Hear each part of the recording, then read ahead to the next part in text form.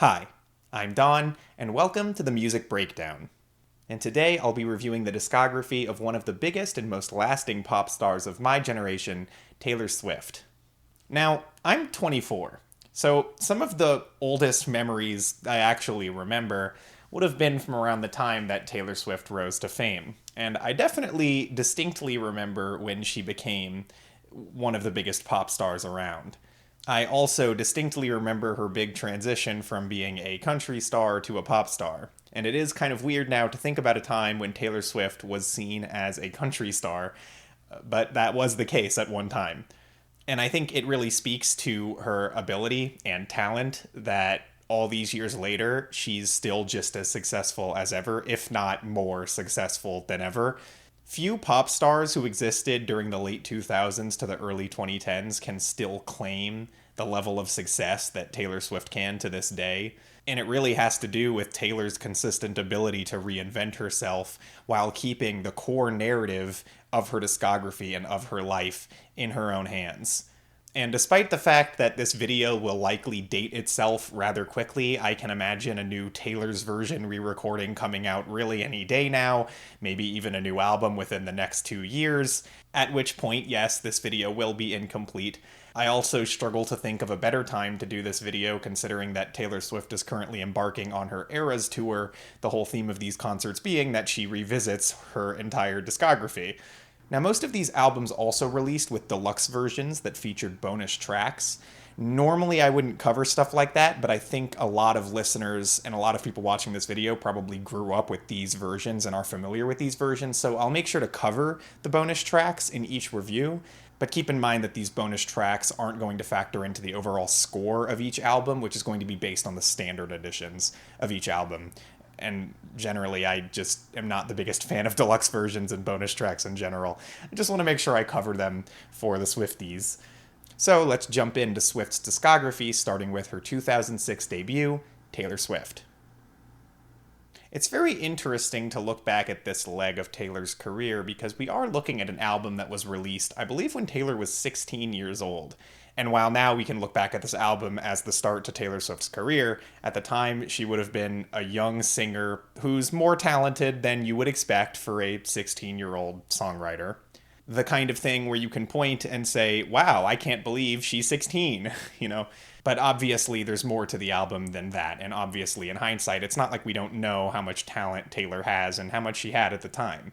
The self-titled album is undoubtedly the most country Taylor Swift album. I think of every single Taylor Swift album, this is the only one where I can really squarely fit it as a country album. A crossover country album, for sure, but it's a country album. From the small town storytelling to the references to pickup trucks. It's all here. But given that Taylor was a teenager when she made this album, she offers a more unique perspective than a lot of other country albums. I do think this is something that her music would capitalize on a little better in the upcoming albums. Really, there's a lot of tracks on this debut that feel like Taylor trying to prove herself as a country singer and as a songwriter, and the problem is that I don't think Taylor's skills were truly honed yet. Like, the singing on this album is very good, the performances on the album are good, and the songwriting is perfectly passable, but there's nothing necessarily exceptional about anything here. I feel like this debut album really lacks a consistent vision. Like, when you listen to this, what is Taylor Swift's distinct, unique sound? And it's kind of hard to answer that question. She's drawing from a lot of different influences, but I don't even think the people who were playing these songs, you know, the studio musicians, really knew what the Taylor Swift sound should be. And so the album can come across as fairly generic. And in addition to that, I think Taylor Swift's lyrical ability isn't all there yet either. And she does tend to fall back on a lot of eye-rolling lyrical cliches here. Not only country cliches, but just cliches in general. However, there are some solid tracks on this album. I think Tim McGraw, the opener, is a perfectly fine introduction to the Swift discography. Picture to Burn is definitely a fiery rager of a track and easily my favorite here. I'm also partial to The Outside and Should Have Said No, which are both perfectly entertaining country pop songs. And the closer, Our Song, is maybe the most memorable and lasting track on the album. Not necessarily my favorite, but one that uses country lyrical cliches to its benefit to craft a pretty cute, catchy song. However, on the whole, it's probably the Taylor Swift album that I have the least thoughts to even provide about, because the album is merely serviceable for the most part, not as memorable as just about any other Taylor Swift album. Now, when it comes to the deluxe version, I don't necessarily think any of these problems are solved. Most of the bonus tracks are even weaker than all the other tracks on this album, but I do think I'm Only Me When I'm With You is pretty decent, and honestly could have replaced some of the core album tracks and maybe made the album just a little bit better. But anyway, for the core album, I don't think it's very good. I also don't think it's bad at all, and it's a perfectly fine listen, perfectly fine introduction to her discography, and I would give it a 5.75 out of 10. Taylor Swift's debut didn't open to much success, but it did start to see more and more success as she continued to promote it via MySpace. But I really remember Taylor Swift making a splash on the radio with her next album, Fearless. I really think that Fearless is where Taylor Swift comes into her own, in a lot of different ways. I think her songwriting massively improved between these two albums, but I also think that she starts to get a sound.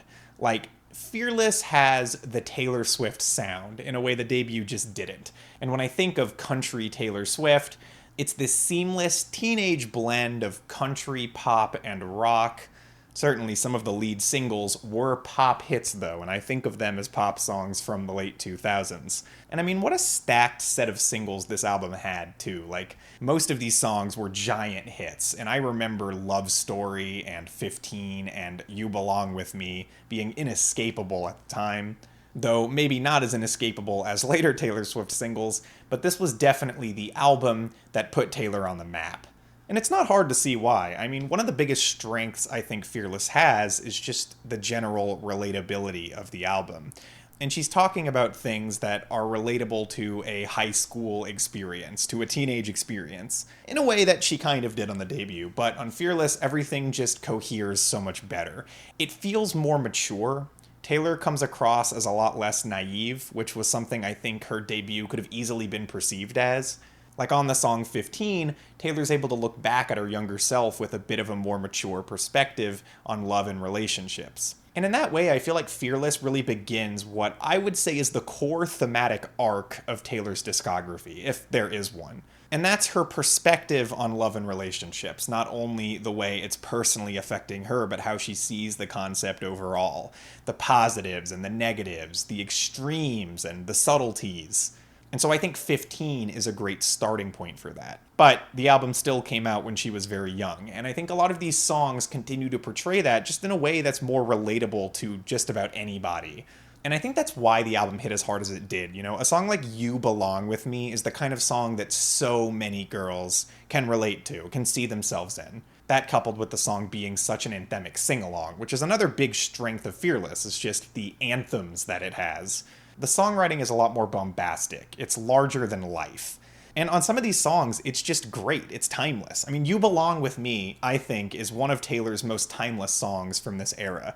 The verses and the pre-choruses, as well as the chorus, are all memorable. In fact, I would say the most memorable part of the song is the pre-chorus. That's the part that always comes to my head when I think of this track. And that is something that's very hard to do. Like, to have these three song sections all be so distinct and yet cohere so well together. And also, I mean, that chorus is just magic. And I would say much the same thing about Love Story, a song where Taylor Swift envisions herself as Juliet in the Romeo and Juliet story. And while I will say the Romeo and Juliet allegory is a little bit surface level, it's also a time-tested allegory that works incredibly well in the song. It's a song that really showcases Taylor Swift's narrative ability, a song that tells a story, and that story progresses musically. I've said a lot of positive words about Fearless, and that's because I think the album is pretty damn good. But I will say, it is not without its flaws. For one thing, the production isn't perfect. I don't love how pushed forward Taylor is in these mixes. I understand that, like, she's the personality to the album, she's what the label's trying to sell at the time, but musically, I don't think it really suits the songs too well to have Taylor's vocals be so much louder than the instruments. It's not terrible. I just wish the whole thing sounded a bit more live. And really, that's just a personal preference thing. The only song where I would say this is like a huge problem is on the closer Change, where Taylor's vocals are just way too loud. But still, the album sounds perfectly fine. I do think there are some deep cuts in this album that aren't too great. Like, while the lead singles are all really good, some of the other songs on here strike as a little bit weaker. And there are some remnants, I think, of a lot of the problems that the debut had that continue to linger on. But, like, in general, I think Fearless is a big step forward for Taylor. And I think, like, a lot of the instrumental and musical elements this album introduces, such as the greater emphasis on pop rock, are things which would come to define Taylor in the next few years. When it comes to the platinum edition of this album, it introduces 6 bonus tracks and commits the egregious, unforgivable sin of placing the 6 bonus tracks at the start of the album. That alone makes me hate the platinum edition, but I will say these bonus tracks are fine. I don't think any of them are really any better than even like the weakest tracks on the core album, but again, they're fine. That being said, I would not in a million years actually recommend listening to the Platinum Edition as the version of the album you choose. Anyway, I think Fearless is a good album and a sign of things to come for Taylor. I would give it a 7.25 out of 10. Fearless was a big moment for Taylor, not just because of the massive singles, but also for winning a VMA, winning a Grammy for Album of the Year, and of course the infamous incident that occurred at the VMAs with Ye. All things that remain an important element of Taylor's career to this day. On Taylor Swift's next album, she decided to write all of the songs by herself, which makes it her first album featuring no co-writers. And that album is 2010's Speak Now. Fearless was Taylor really finding what her country crossover sound was, but I think Speak Now is Taylor perfecting it. I think Speak Now is just such a grand statement from Taylor this early in her career, and I feel like this album proves that she is truly a force to be reckoned with. It maintains that aesthetic that Fearless had, it just pushes it further. There's more things in the mix here. More pop rock, power pop, some influences from pop punk, strings. It feels like Taylor really trying to solidify herself and completely succeeding. To me, the entire first half of this album is pretty much perfect. The opener, Mine, is as good of a country pop song from Taylor Swift as you can ever get. The song moves so well and the chorus is killer, but it's also lyrically dense as a love song. You know, it's not just a love song. It's a reflection on how Taylor's life has led her to view love and how her other experiences and prior relationships and her family life have affected her in that pursuit. And all of those things make her declaration of love here feel so much more potent. Like a love that can exist after all of that must be a meaningful one. Back to December is one of her best ballads of all time. I mean, instrumentally, the song has so much going on. I love the introduction of the strings in this song. The guitar work is pitch perfect. And the storytelling ranks among some of the best in her discography. It's a rare moment that pits Taylor as almost the antagonist in the story, coming to her partner and asking for forgiveness. But, like, there's a real heartache to the song, and that apology comes across as so sincere and mature. The song Speak Now tells the fun story of Taylor Swift as a wedding crasher, and I like that there's a bit of wittiness and humor in the song too. And speaking of wittiness, we have the song Mean, which is the first song Taylor writes about her haters, I guess. She's clapping back at a critic. She's just like, you know what, I'm gonna be super successful and you're a mean dork. The song has a lot of bite, and I also think it probably has the best country instrumentation of any Taylor Swift song. It's also one that's interesting to go back to, considering a lot of what she imagined she would have, she pretty much does have now. Which is kind of a consistent thread across Taylor's discography, is just how often she ends up being proven right. There's the songs The Story of Us and Better Than Revenge, which are both 2000s power pop, pop punk bangers. Better Than Revenge is a song that's had a lot of discussion as being kind of misogynistic and problematic. I mean, at the end of the day, Taylor Swift is accusing this woman who she says stole her boyfriend as being better known for the things she does on the mattress. Not great, but the song kicks so much ass I don't care. Even if it is a very blatant ripoff of Misery Business by Paramore. The song Enchanted is probably the biggest radio hit from the album, and for very good reason. I think the title of the song pretty much sums it up because Taylor Swift really managed here to create a truly enchanting love song. The chord progression in the opening verse, as well as just the little synth pad, provides so much tension and mystery, and that being released with the hit of that incredible chorus is a genius display of Taylor's musical composition talent. And that's something about this album, is that I think it might actually be the most musically satisfying Taylor Swift album. Like, instrumentally, the songs are doing a lot more than Taylor Swift songs usually do musically. My favorite song on here, though, is easily Dear John, which is a heartbreaking ballad that's reckoning with the fact that Taylor might have been taken advantage of because of how young she was and how old John Mayer was. It's one of those Taylor Swift songs from this era that shows Taylor just knowing well beyond her years, and it continues that thematic arc of Taylor's understanding of relationships. It is a really powerfully scarring moment for her, I think, that taught her a lot. It's a devastating track, and it just musically progresses in such a breathtaking way. Like, this is an all-timer song from Taylor. The only song I'm not crazy about on this album is Innocent, which is Taylor's, I guess, forgiveness song to Ye for the VMAs thing. And that's all well and fine, and like musically the song is fine, but what I don't like is that when I listen to this song, I just kind of feel like I'm being talked down to. It's very patronizing, and not that I really care that she was patronizing Ye, but I feel patronized listening to it. It feels like a song that maybe would have been better had she written it when she was older. I love how the album leaves you on such a positive, powerful note with Long Live. It's one of the better closers in Taylor Swift's discography, I think. The deluxe edition of this album is okay. I think Hours is a cute song, and that was a single. You've got If This Was a Movie, which is fine. Superman's fine. And then some acoustic versions of earlier songs that just feel kind of empty. And yeah, I think Speak Now is an amazing Taylor Swift album, easily the best of these first three albums, and I think really caps off this early point in Taylor's career where you could still rightfully call her a country star, even though she was also kind of a pop star. And I mean, what a way to cap that off. I would give Speak Now a 9 out of 10.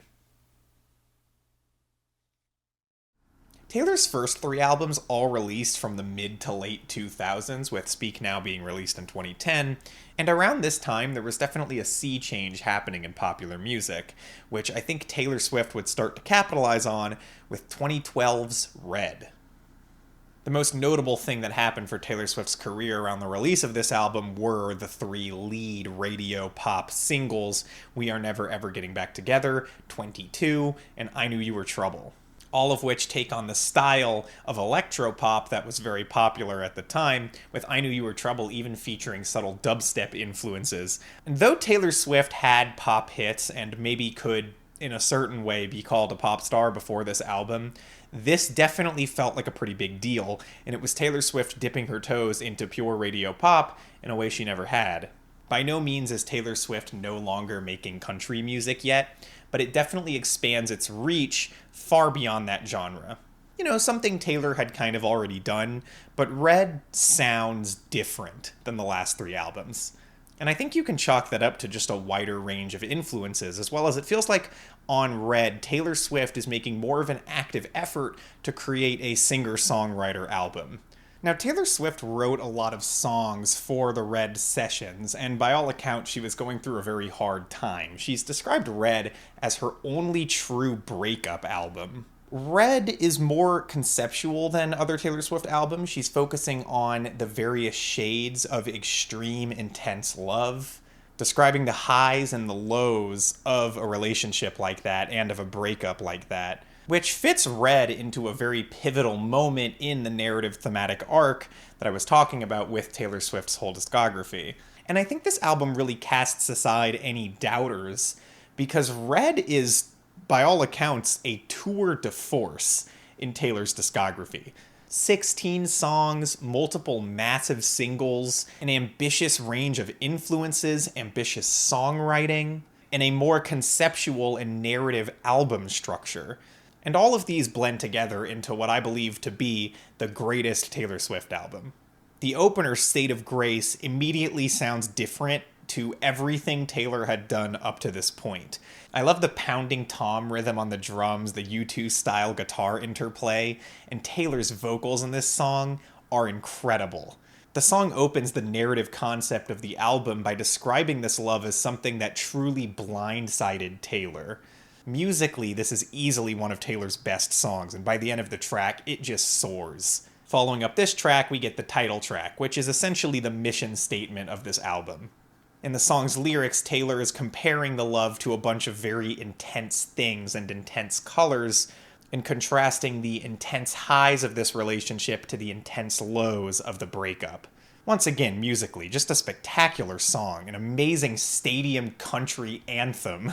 And the rest of the album just continues to elaborate on the themes set up in these two songs, that this was a love that blindsided Taylor Swift and left her truly scarred.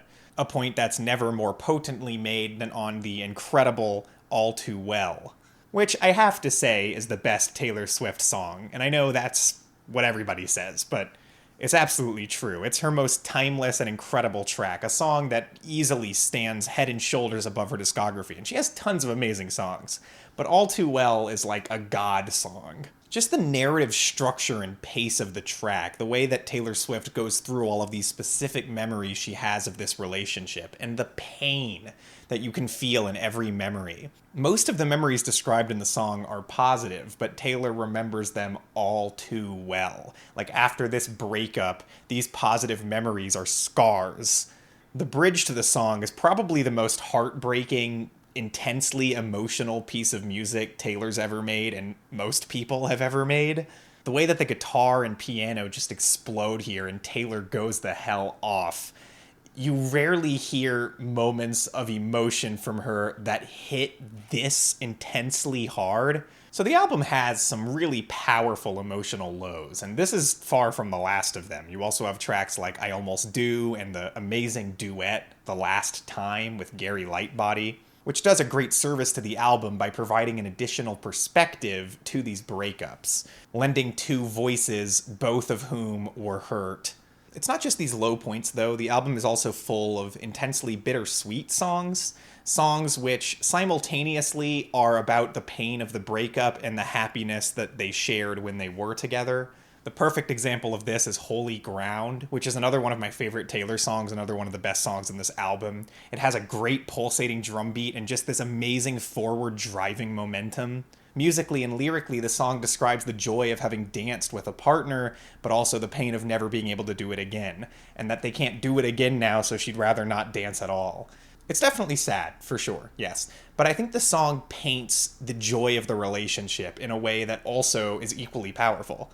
The three lead pop singles definitely stand out the most here stylistically, but I don't think it's a bad thing. One thing that Red seems to be striving to do is to recreate the messy nature of a breakup by having the actual album be stylistically messy. And it works really well, but even though the styles are a little bit all over the place, and these three singles do stand out as the three singles, there's still a lot of care and attention put into the flow of the album and how every song will benefit or contrast against the last one.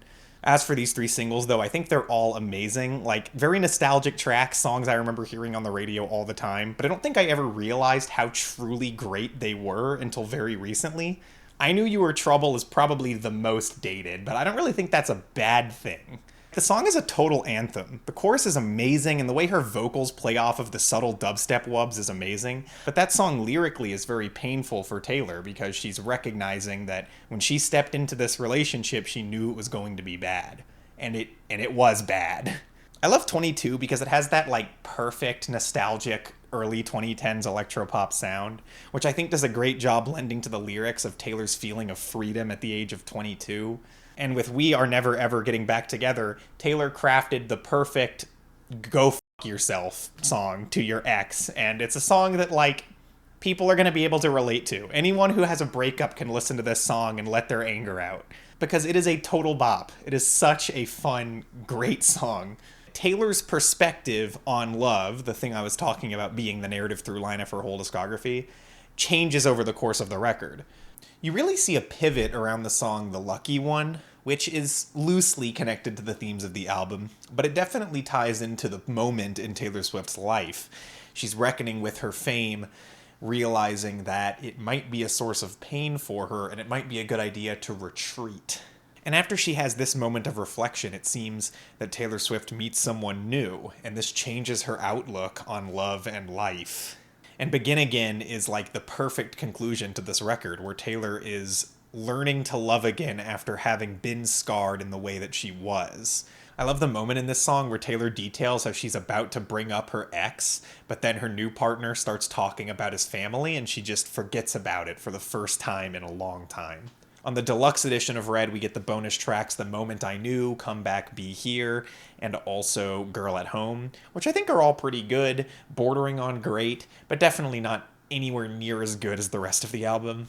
Anyway, all in all, I think Red is an incredible record. It's not just the best Taylor Swift album, but it's honestly one of the best albums of all time.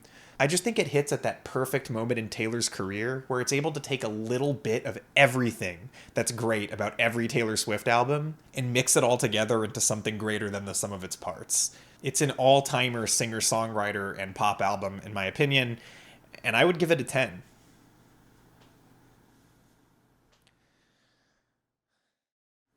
As I mentioned, Red dabbled into mainstream pop music, but I do still think Taylor was seen as a country crossover star, and I distinctly remember when her next big single, Shake It Off, came out, and how shocked I was hearing it, because Taylor was very clearly no longer a country star, and that ushered her into the next era of her career with the album 1989. It's hard to overstate how big of a deal 1989 was. Like, this is another album with a massive set of singles for Taylor, songs that you can't escape to this day. I think some of these tracks are even more inescapable than some of the pop songs from Red. It's an album that captured the attention of just about everybody. Taylor really decided it was time to be a pop star, to be a pop musician, and went all in on 1989. And I think one of the strongest aspects of 1989 is its aesthetic cohesion. It seems like Taylor and her producers really worked to make a sound that was consistent across the whole album. And it also feels like Taylor challenged herself to make the album a little bit more concise, because it is one of the shorter Taylor Swift albums, and that's really appreciated. It feels like the goal was to make an endlessly replayable pop album, and to that end, I think Taylor Swift succeeded. The opening stretch of songs is amazing in my opinion. Welcome to New York, as the intro has a more minimalist approach to synth pop.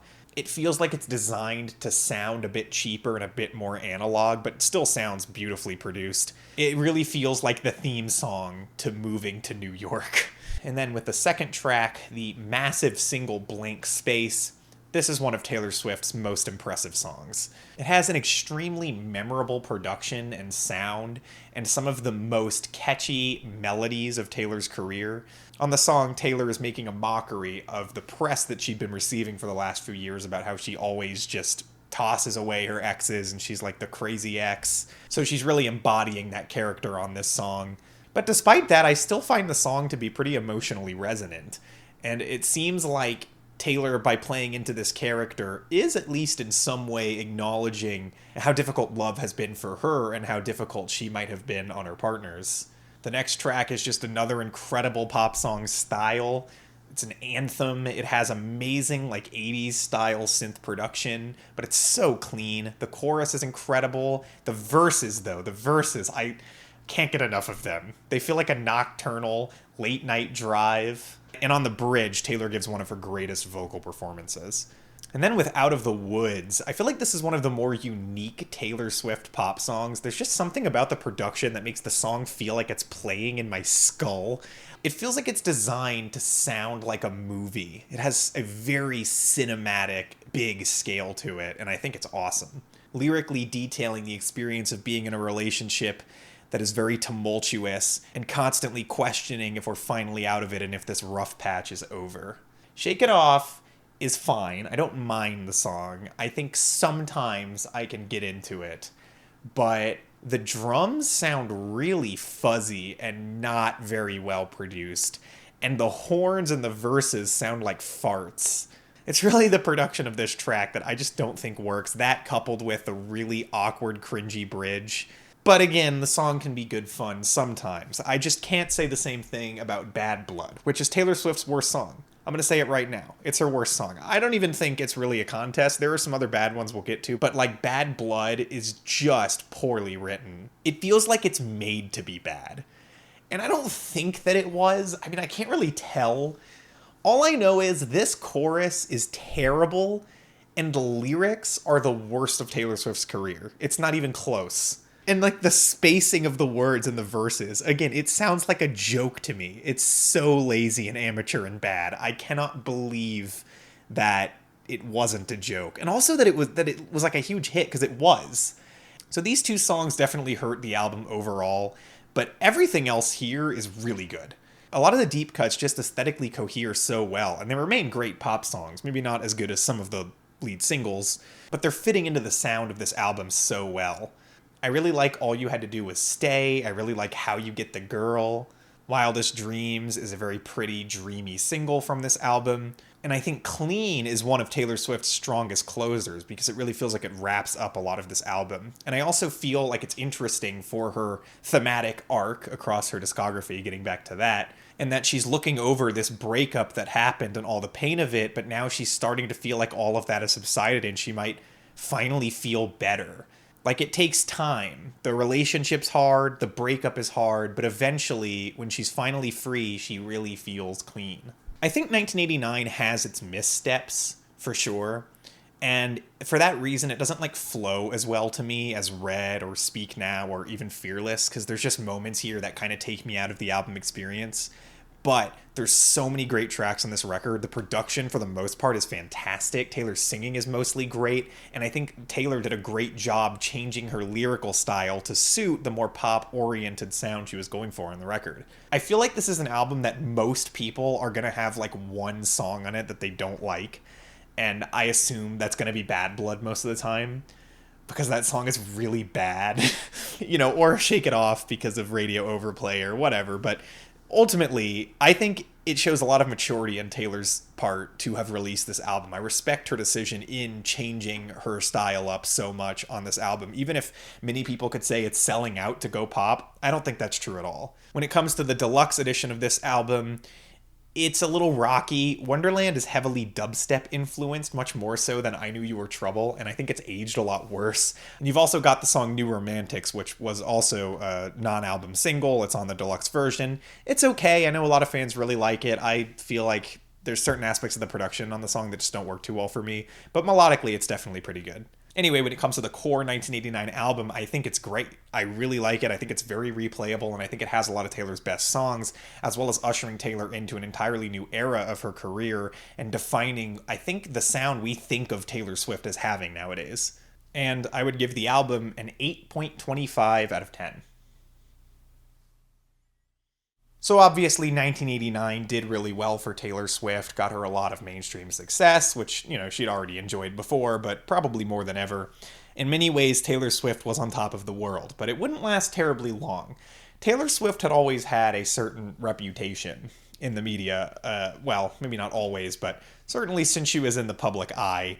She'd been under a lot of scrutiny, but there were certain events, big dramas with other celebrities that happened around this time that gave her a negative rep.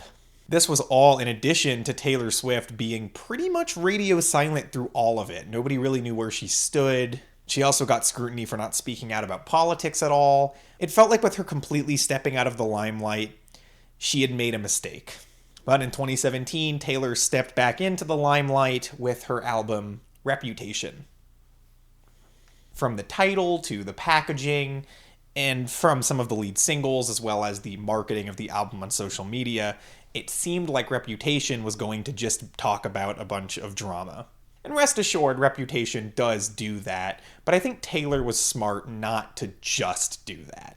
And I'll get to that in a second, but I do want to say, I think Reputation is probably the most off-putting Taylor Swift album to people who aren't already Swifties, because it feels like it's so wrapped up in Taylor Swift's personal persona, personal vendettas, and also the media circus around Taylor Swift, that someone who doesn't already love Taylor Swift and follow her every move probably isn't going to care too much about. And this is probably a big misstep on Taylor's part, because even though she sidesteps this issue by having the album pull a little bit of a rug pull on the listener in regards to, not really just being about drama, I think somebody who isn't already a big fan of Taylor probably isn't even going to notice that.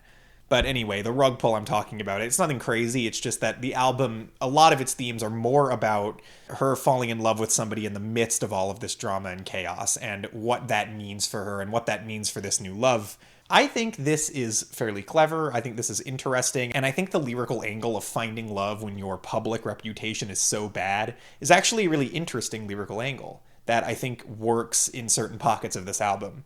Despite all of that, though, I don't like Reputation. I really don't. This is my least favorite Taylor Swift album, by quite a bit, actually. I got the positives out of the way already, and I do think these are positives. And there are some tracks in this album that are pretty redeemable, my favorite of which being Getaway Car, which I actually think is a really good song. Half of the album is kind of taking an interesting approach, half of it is not. And the half that isn't is also full of just some of the most garish productions in Taylor Swift's entire career, and just jarring decisions, and frankly kind of annoying songs. The lead single was Look What You Made Me Do, which turned a lot of heads at the time for being really bad. And yeah, it is really bad. The chorus of this song is terrible. It's just really terrible, and there's no getting around that. There's also the song I Did Something Bad, which is unbelievably cringe and awful. And maybe my least favorite track is Endgame, featuring Future and Ed Sheeran. It's odd that there's a song with Taylor Swift, Future, and Ed Sheeran on it. Future's verse is fine, I guess, but there's just so many cringeworthy, garish elements to the melodies of this song. Taylor's parts on this song are awful. I feel like a number of the songs on this album that are leaning into that Snake Taylor persona are just so overcooked. There's just way too many little elements going on in the production of these tracks that makes them really grating and annoying to listen to. Even songs that would be more redeemable are let down bad by the production. The album is not aging very well, in my opinion. Maybe in terms of what it represents, it's aging well. Certainly the fact that Taylor Swift has been vindicated by a lot of these dramas years later, that's something that makes the album look better in retrospect, but actually listening to it, it just does not sound good. There are moments across this album which I like, and even some of the more jarring things that happen are sometimes cool. I actually kind of like the industrial-tinged trap on Ready For It in the verses. But what I don't like about this song is the stupid generic pop chorus. I understand what's going on here, right? It's opening up the album by showing the duality of the album, the hard Snake Taylor stuff, and then her falling in love. I get it. It just sucks. Anyway, there are some redeemable tracks here. I do not think this album is terrible, and I think that it's one of those things the first time I listened to it, I was really put off by the entire record, but the more I sat with it, the more I could appreciate certain elements of it and certain songs. And I know a lot of Taylor's fan base loves this record, and I do honestly get it. But for me, I just don't think it panned out too well. I don't have a lot of positive things to say about it, and even though I can kind of respect it conceptually, I don't respect it a lot when I actually listen to it. I would give it a 4.5 out of 10. After Reputation, Taylor embarked on the Reputation tour, during which she felt like there was a lot of positivity. And this made her feel very positive and want to make more positive music. And I mean, when we look at the trajectory of Taylor's career here, she's always made sad songs. That's always been a part of her discography. But it has felt like things have gotten pretty negative.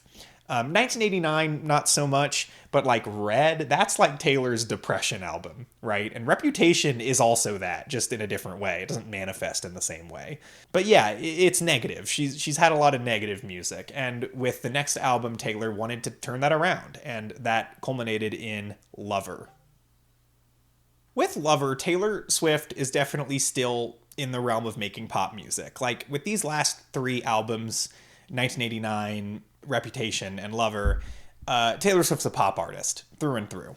But I think Lover approaches it a little bit more creatively and a little bit more lyrically than the last two albums. First of all, there's a good helping of variety across this record, and you hear sounds that feel like they're coming from different eras in her discography a little bit, firmly in the pop era, sure, and a lot of very modern production trends are on display here, just in a much better fashion than they were on Reputation. But the songs become a lot more lyrical. There's a lot more narratively driven songs in this album than there were on, like, 1989. Also, just a lot of songs. There are 18 tracks in this album, but what I really appreciate is that the album keeps up the pace really nicely. It feels to me like it has a very brisk pace, and I don't find that the album feels that long. The album opens on I Forgot That You Existed, a song with a little bit more of a cheeky and funny outlook on a breakup that eventually Taylor Swift realizes after this breakup, wait a minute, I don't even think about this person anymore, which is a good way to open up the album, and this is followed up by one of Taylor Swift's greatest all-time songs, Cruel Summer. Honestly, a pop masterclass of a track, like an incredible chorus that it just hits so wonderfully, and an all-timer Taylor Swift bridge.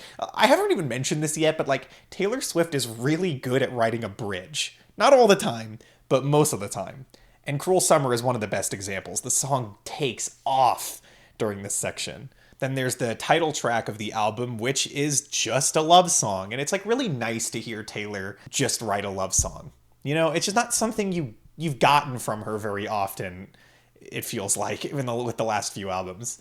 Then I really like The Archer, which is this spacey meditation on how Taylor has found herself in like both different positions in relationships, both hunting for a new partner and being the prey of a hunter, and recognizing how no matter which position she finds herself in, she feels like she oftentimes ends up alone. So, just by talking about that, you can see that the album does have its lows, and that's something I appreciate about Lover. You know, 18 tracks, overall thematically much more positive about love than any of the last few albums, although Reputation certainly was as well at points, so that fits it into that narrative arc of Taylor Swift's discography. But I think the album still has its fair helping of breakup songs, and I really like that these low points are given a lot more context with the more positive overall message of the album. Probably the most potent for me is Death by a Thousand Cuts, where Taylor's going over how every little thing after a breakup reminds you of it. It hurts. Very creatively produced song. I love the twinkling piano all over the track. It sounds great. Then you've got cute songs like London Boy, about how she's attracted to a British guy. And I know, could you believe that? The songs You Need to Calm Down and Me were the two lead singles from this album, and they both feature two of Taylor Swift's most triumphant pop choruses. And while I'm on the note of You Need to Calm Down, in the Miss Americana documentary, which I think preceded the release of Lover, Taylor talked about how she was going to finally start talking about politics and be political and everything. Great, but the album, from that angle, is a little bit of a letdown, to be honest. On the song You Need to Calm Down, Taylor Swift likens the hatred of the LGBT community to a lot of the hatred that she receives and that women, musicians in general, receive. So it's sort of like her ability to relate to the queer community and our struggle. It does feel like it's trivializing our struggle in some ways, maybe, or maybe it can feel that way. But I mean, there are annoying jerks online who say annoying jerk things, and like, cool, Taylor, you know, for pointing that out and serving them or whatever. Outside of this, and then the song Miss Americana and the Heartbreak Prince, which is like so allegorical you wouldn't even know she's talking about politics at all. It's just not enough. Like, if this is supposed to be her foray into politics and making political music, there's not really a lot here. But anyway, that's not so much a criticism of the album, so much as, I guess, the documentary. But I guess in the topic of political songs, you do have the feminist anthem, The Man, where Taylor's talking about how she feels that if she were a man, her entire career would have been viewed differently. And I can't disagree with that. I think she makes a fair point here. It's also just a total bop. Anyway, the album closes on two songs that wrap the themes up in a nice bow. You've got It's Nice to Have a Friend, which just feels like the moment where Taylor's able to sit down, breathe, and be like, you know, I'm glad that I have people who love me in my life. And then with the song Daylight, Taylor wraps up this whole album by saying that you're defined by what you love. And I think that's a really nice, agreeable sentiment that shows Taylor at a truly new place in her view of love and relationships. Overall, I think this album is great. I mean, it flows really well. For an 18-track list, there's only like maybe one or two songs I would cut if I was given the option to. But it's not necessarily serving out a good helping of like the best Taylor Swift songs. I'll take Cruel Summer as one of the greatest Taylor Swift songs. Outside of that, lots of great songs in this album, but not many all-timers, which isn't a big deal. I'd give the album an 8 out of 10. So, of course, 2020 happens, a big pandemic happens, lockdowns happen, all of that. We all remember. In the midst of that, Taylor Swift scaled back a lot of her production and really a lot of what she'd been doing and decided to take her music in a bit of a different direction, maybe because of the times, maybe because that's just what she wanted to do, who knows. But that resulted in her working with Aaron Dessner from The National as the producer and creating Folklore.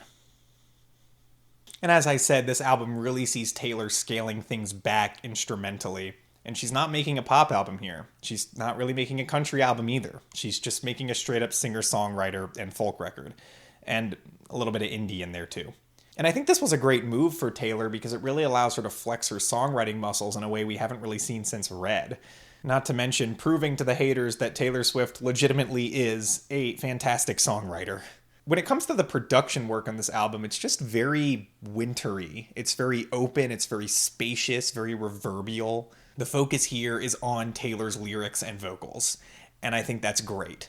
Taylor Swift feels like she starts to embody different themes and topics, and although, she still sings a lot about relationships, heartbreak, and that sort of thing, it just comes from so much more of an out-of-body perspective for Taylor. Like so many songs that don't just feel like Taylor Swift is writing them. Songs that are maybe meant to feel a little bit more depersonalized and a little bit more timeless.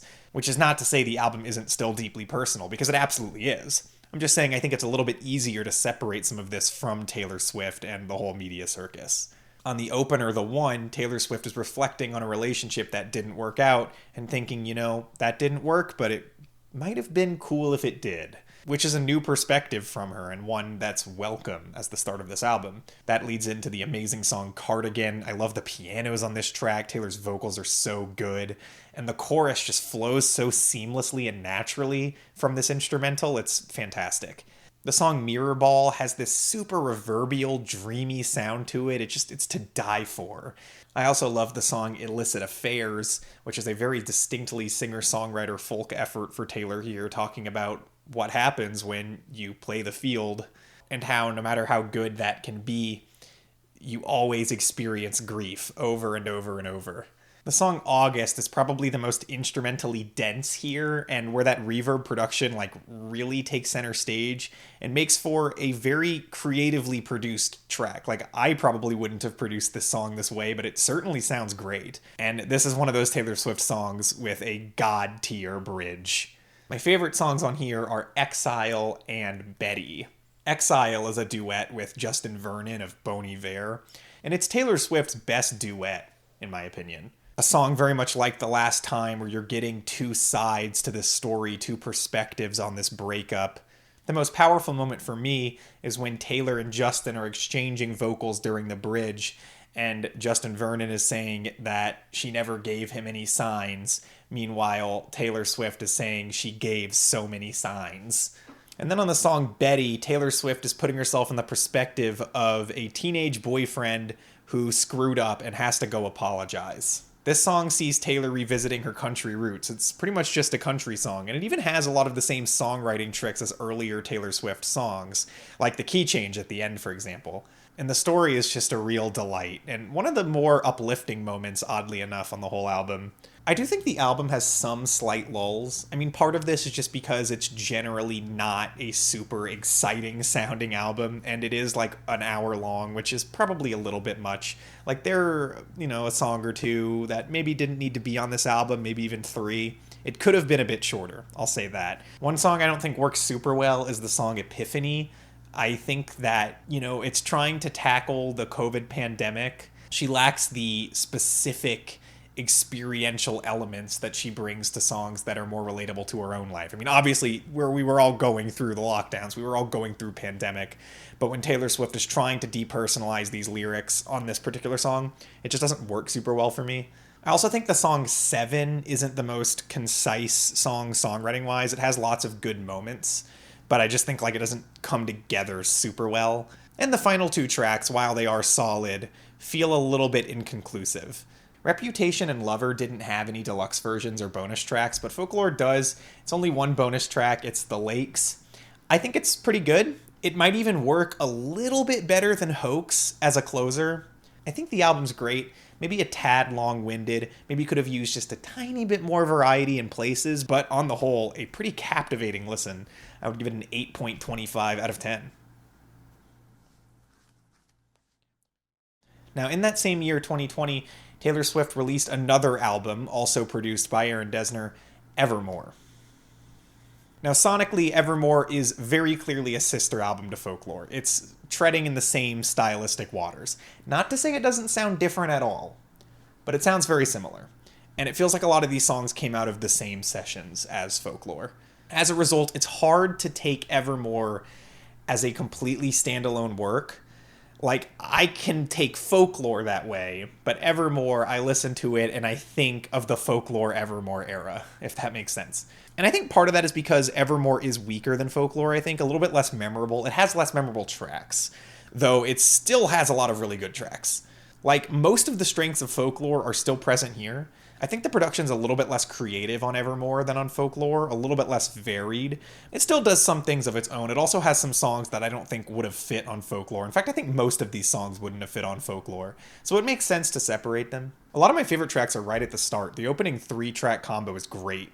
Willow has an amazing complex guitar line that Taylor's vocals just weave with so well. Champagne Problems is probably the best song on the album, just this great piano ballad. And one of the album's necessary sad relationship songs, but genuinely one from an extremely mature perspective at this point in Taylor's career. And Gold Rush is just like super lyrically dense and like really interestingly written. It also has a really nice hook too.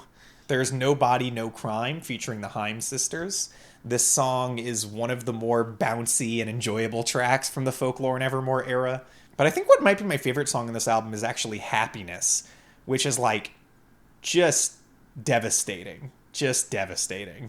The whole song plays out like the conversation you have with yourself when you're just crying yourself to sleep. She's doing this over an ex, and it's really kind of difficult to listen to, actually. A lot of the second half of Evermore is very good, but not much more than that. And I think Evermore has less memorable tracks than Folklore. Like, this second half, if I put on any of these songs, I'll remember them, but outside of that, I kind of don't.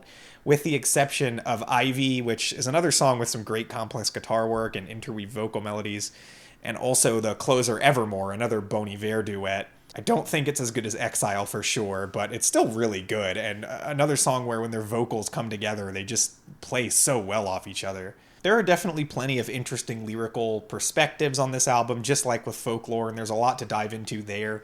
The truth be told, like, Evermore just doesn't captivate me the same way Folklore does, though it still retains many of the same strengths, and like some of the best tracks on here are just as good as some of the best tracks on Folklore. This deluxe edition features Right Where You Left Me and It's Time to Go, which are fine. But yeah, I would give the core Evermore album a 7.5 out of 10. There was a situation with Taylor and her old manager at the time who bought all of her music off of her up to Reputation, which Taylor had switched labels after that album, so she owned everything after it, but everything before it she didn't, and she decided she was going to stick it to her old label by entirely re-recording all of her old albums so that she fully owns them, which is kind of hilarious and kind of awesome, and a move that I do actually respect quite a bit. This would be the Taylor's Version series. It's still in progress, so I'm not going to spend too much time talking about these Taylor's Version albums that do exist now, because in like 2 weeks she's probably going to drop Speak Now Taylor's Version or something, which will date the video so hard. But this series started with the Fearless Taylor's Version. So, given that this is a remake of an album that already exists, I would hope that it could make subtle improvements over the original album, and this to me is what Fearless Taylor's Version kind of lacks, because I just don't like it as much as the original. Like, it's not a massive difference, but the differences that are there don't make the album better, and what's annoying is that there are a lot of things that could have been improved from the original Fearless, just purely in like the performance and production.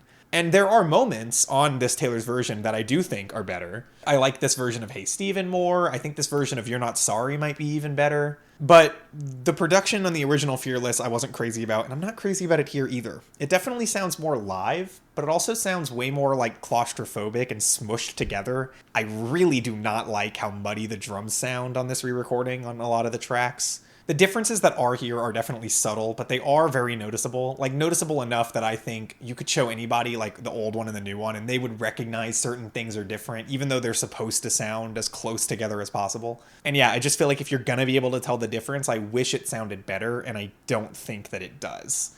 Still good, though. She does a good job remaking the album. That's what I'll say about the core tracks. Then we also have the second half of this Taylor's version, which is comprised of the deluxe edition tracks, which are re-recorded, and I do think some of these sound a little bit better. And then you also have the From the Vault tracks, which are newly recorded versions of songs that were written for the album that the Taylor's version is remaking, but never, like, fully released. These From the Vault tracks on Fearless are kind of boring for the most part. I think some of them are okay. Mr. Perfectly Fine is the only one I would really take off of this album. I think it's very good, and I wouldn't have minded if it was on the original record. But yeah, like, on the whole, as a whole album, Fearless Taylor's version is okay. I don't like it as much as the original Fearless, and I think that the Vault tracks don't even necessarily justify this one's existence. Though, again, I respect why Taylor made it. I would give it a 6 out of 10. And after Fearless Taylor's version, we got Red Taylor's version. Unlike the Fearless Taylor's version, this Taylor's version feels like it has more reason to be listened to. For one thing, the production of these songs is very different than the original album, and it feels like it's done so with purpose. Like, Taylor and her producers actually wanted to give this album more punch and more weight, and you can really hear that in how much louder the drums are, how much bassier these mixes are. The whole thing just sounds louder, and sometimes this actually results in versions that are better than the originals, namely Treacherous, which I think is just improved on this album. In every way, it's an improvement. It makes Treacherous a better, more powerful song. And arguably, I would say The Last Time is another track that might actually be better on this version. Everything about it, I would say, is actually a little bit better than the original, with the exception of the vocal mixing on Gary Lightbody. He might be a little too loud on this version. Some of the tracks on here, like the Red title track, sound kind of new and fresh because of this new coat of paint. Just because the mixes are louder doesn't really make them better. I would say that the mixes generally were cleaner on the original album, and I do overall prefer them. All Too Well on this album, worse. This mix doesn't work. Like, for some reason, the electric guitar was made so quiet.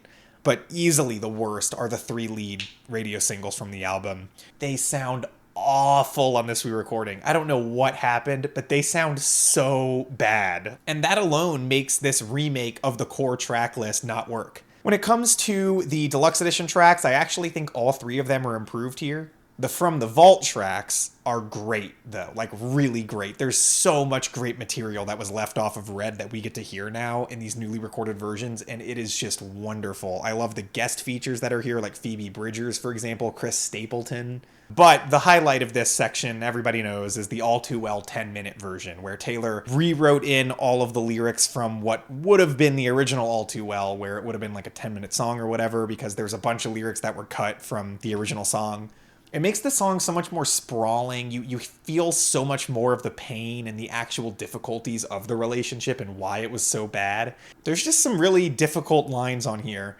I think it's great to hear them, and also instrumentally the song is played very differently, this 10-minute version. It's much softer, it allows a lot more room for the vocals to come through, and I think that's great. I will say I would not take it over the original at all. Having cut down lyrics just kind of makes the whole thing work better, makes it cohere a little bit better. Instrumentally, musically, the original version I think is a lot better. If the original All Too Well didn't exist, I would be sitting here singing this 10-minute version's praises to high heavens. It's really good and definitely worth hearing. As a whole package, I think Red Taylor's version is actually worth listening to, especially if you like Red. Like, if for nothing else than the From the Vault tracks, but also just because of how many tracks in the original album have interesting re-recordings that make the songs sound different and sound fresh. But there are a lot of problems, especially with the remake of the core album tracks here, which I think has a lot of missteps. I would give Red Taylor's version a 7.75 out of 10. And now we are brought to what is, at the time of this recording, the newest Taylor Swift album, Midnights. If nothing else, Midnights has proved Taylor Swift's staying power because this album still is huge. Like, this album is huge. It has done numbers. I think I get why, but I also don't. The album's good. It also isn't as good as some other Taylor Swift albums have been. And those didn't do the numbers this one's doing. So I don't know if it's just the marketing or what. It has Taylor Swift returning to pop music, but doing so in a very different way. She feels like she wants to peel back the curtain a lot on this album, which is a respectable thing. The album's sound is a lot more nocturnal, it's rough around the edges, and I really respect that about it. It feels like it's designed to not sound perfect. And Taylor Swift as a narrator on the album is definitely not painting herself as a perfect narrator. She's diving into a lot of familiar lyrical territory, yes, but just taking it from a more critical point of view, critical at herself, critical at the things that have happened to her. There's a real sadness to this album that I can't say there has been on the other Taylor Swift pop albums, unless we're counting Red. And while it does have some pop bangers on it, they're still fairly understated by the standards Taylor has set in the past. The song Anti-Hero sees Taylor Swift criticizing herself, saying that she's been the problem all along, telling her fans it must be exhausting rooting for the anti-hero. A lot has been said in general about like some of the weird lyrics on this album. There are some lyrical misfires here for sure, but I do think this is something that's been overstated.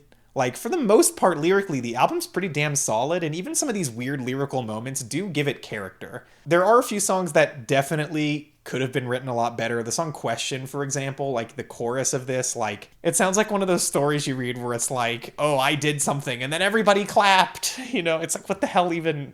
What is this even? And that's probably the only moment that, like, really is off-putting to me, even though there are some wonky lyrics on the record. I think it's mostly carried by aesthetic and production. You know, like, the songwriting here is not as good as, like, Folklore, Evermore. It obviously isn't, and I think that was a letdown for a lot of people. It also isn't as good as Lover. It's not really as good as 1989, but it's aesthetically cohesive, and I appreciate that about it. And one thing I will say is, 1989 was also a very aesthetically cohesive pop album, but Midnights doesn't have, like, these giant pitfalls like that album did with Bad Blood. There's nothing like that on here for me. I think it's consistently enjoyable from front to back. Like, I like all the songs here. I think they're all pretty damn good. They're just not perfect. They're not amazing. My favorite song is probably Labyrinth, which shows Taylor feeling like falling in love is almost a bad thing. Like, she's been through so much heartbreak that now when she falls in love, she's like, oh God, here we go again. And I feel like also with the recent news of her most recent breakup, that song cuts pretty deep now. And I think that breakup has given context to Midnights in a lot of ways that might allow some people more space to interpret what's going on here. Though truthfully, it's just not that great. Like, I would say this album has some pretty serious flaws that, like, just about every listener is going to notice. It's not really hitting in the way other Taylor Swift pop albums have, but I don't think that's entirely a bad thing. Now, when it comes to the 3 a.m. edition of this album, which is the deluxe edition, it's probably the most important deluxe edition of her whole catalog. Like, for the first time, it feels like Taylor Swift made a deluxe edition of an album that has a very purposeful track list. In fact, it features what's probably the best song on Midnights, which I'm not going to be able to include in my scoring of the core album because it's not a core album track, but I'm talking about Would've, Could've, Should've. When the song starts, it doesn't really feel like it's gonna be much, but it's one of those songs that just keeps getting better and better and better, and it just builds and builds into, like, some of the most gut-wrenchingly painful lyrics of Taylor Swift's career, like right at the end of this track, that just really cut deep. I also quite like the songs Glitch and The Great War, and Dear Reader is pretty good as a closer to this whole deluxe edition, so it actually feels like even the deluxe edition has a solid ending. But anyway, for the core Midnights album, it's good, and I like it. I hope the next Taylor Swift album is even better. And I would give the album a 7.25 out of 10. So that does it for the Taylor Swift Retrospective. Have you seen the Eras Tour, or are you going? Let me know in the comments. I missed it. It started in my area, and I was driving near the stadium where it was taking place at when it was taking place, and I didn't know that it was. That was the craziest crowd I've ever seen. That must have been crazy. But yeah, just like Taylor's currently revisiting her discography, so did I. And I understand some of the Swifties might disagree with some of my takes here, but I also realize that plenty of people who watch this video aren't going to be Swifties, and why aren't you? That's my question. But really, I think Taylor Swift has an incredibly interesting career, and I know it's going to continue to be interesting for years to come. I tried to hold back on doing retrospectives for artists who are still making music. I think like after the Swans retrospective, I kind of made that decision, but I don't care anymore. I just want to talk about artists and their discographies, and if I like them or think they're interesting, I'll do it. I don't care. But it does mean this video is going to be dated. And look, I don't know, maybe I'll make a follow-up and review some more albums from her once a few more have come out. I could see myself doing like a full video on the Taylor's version series when that finishes up, and I'm assuming that's going to be in the next few years. But for now, I think this suffices just fine, so I hope you enjoyed it. As with the Led Zeppelin retrospective, Teeterman Can and I are going to do a full songs tier list for every Taylor Swift song the moment we get a chance to. I can't promise when that will be, but hopefully not too long after this video comes out. So be looking forward to that. If you want to catch the last retrospective, it was the Led Zeppelin retrospective. You can find it on my channel. And yeah, I hope you enjoyed this. I hope you got something out of it. If you haven't listened to Taylor Swift yet, you should go do that. I don't know how you haven't. I mean, she's huge. That's it. That's all. That's it. Swifties, please don't kill me. Don't kill me. Don't kill me, Swifties. Don't kill me, Swifties. Don't do it.